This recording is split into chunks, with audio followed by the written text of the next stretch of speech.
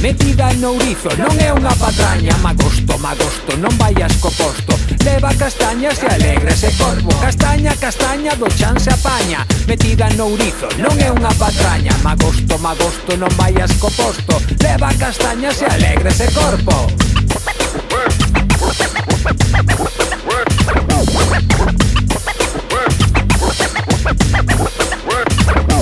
Cuidado cos dedos, podeste picar. O castiñeiro protexe o seu froito vital, apañando continuo, metendo nun cesto, deixando secar a castaña o solleiro. Despois de ben secas, mételle o dente, ponas ao lume para que estean ben quentes. Despois dun tempiño están preparadas, comemos castañas, castañas asadas.